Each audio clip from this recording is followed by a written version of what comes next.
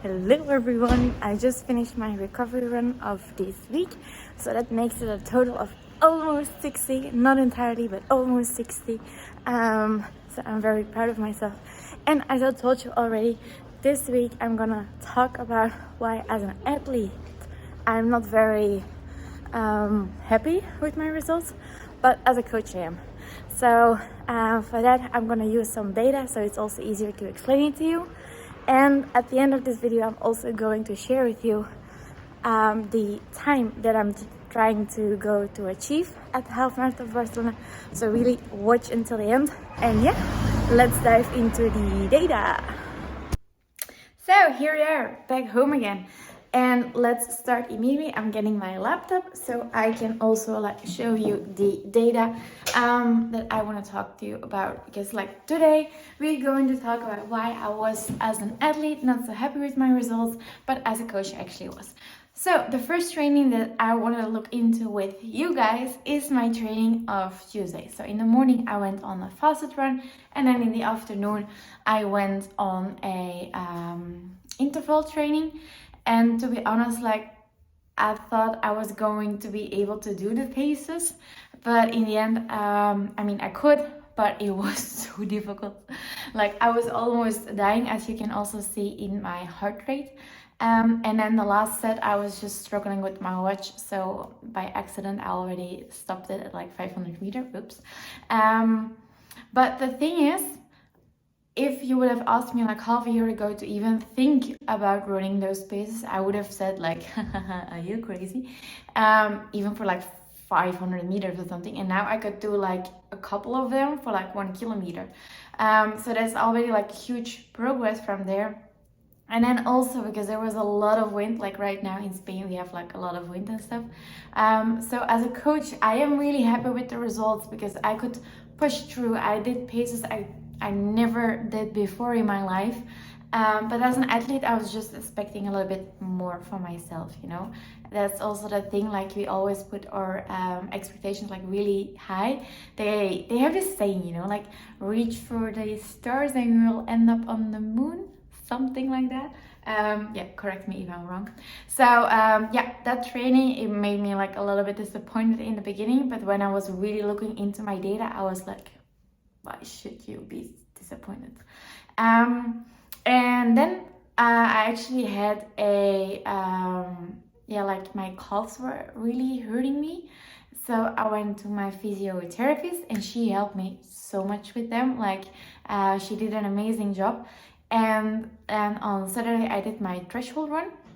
So what I did is, as you can see, I did first a warm-up, then 5 kilometer, 1 kilometer of relative rest, 5 more kilometer, another kilometer of relative rest, and then 1 kilometer full out.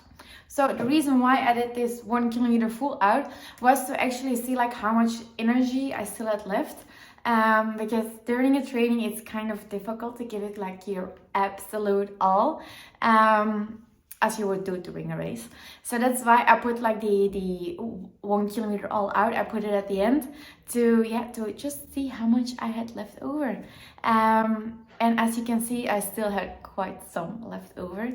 So while I was running as an athlete, I was oh, it's not going well, I'm not reaching my paces, blah, blah, blah. Especially the second 5K. As you can see, it was with an average of 4:24 instead of 4:20, what I was aiming for. But then again, I was also as a coach, I know that my 10K pace of I think a year and a half ago, my 10K pace was 4:20. And in between, I never really prepared for another fast 10K or another fast half marathon. So to make this evolution is just, it's really nice to see as well. And I also see that afterwards I still have energy over. So that's another reason why as a coach I am super happy, but as an athlete I was I'm not doing well, I'm not reaching my goals. And then the last reason was actually today when I went for my run. When I started running I felt super weak. I didn't feel very energetic, I was gonna be able to run my paces. But then my heart rate, it kept like super low, like actually like really low, as you can also see in this data. And my pace was actually not, I mean, it was a really good recovery pace. So that makes me also like, that also gives me as a coach the insight that my recovery is going very well. Even though my body will feel tired, so that I have like heavy legs, my recovery, like my heart and actually like my whole endurance system is still going pretty well. So as an athlete, I was like, oh, I was hoping I could do a little bit more, blah, blah, blah, blah. But then as a coach, I could see that actually I'm making like really big progress in those things as well. So yeah, those 3 reasons were like, as a coach, I'm super happy with it, but as an athlete, I'm like, So yeah, that was just what I wanted to share with you, that always there's like 2 sides to one story. Also with your trainings, there's also like 2 sides to it. There's like one part is like all the statistics, and then the other part is like also how you feel with it. And it's really important to have those 2 matched as well a little bit when you're making your training plans. That's also what I always do with my athletes. But you will probably, as I already mentioned in the beginning of the video, also want to know what my aim is for the half marathon of Barcelona. So in the beginning, I said like, yeah, I just want to go like under 1 hour 35, would be epic, blah, blah, blah. But actually like my time from Malaga was 1 hour 36. So like only like, I should only have to run 1 minute faster. I know that on a marathon, on a half marathon distance, this is already quite some work. But this is the first time ever that I'm putting in so much speed work, and I really feel my body adapting to it. Also, the work with the nutritionist is really paying off. So that's also why I'm very happy with. And that's why I actually really want to see how far I can push myself. So, that's why I'm going to try to aim to run at an average pace of 4:20. I know this is very ambitious, but I feel confident that I can. Like if my trainings keep going like this, I only have like 2 more weeks to go. So also if you want to know what I do during like taper week, leave a comment below and then I will make a video of that.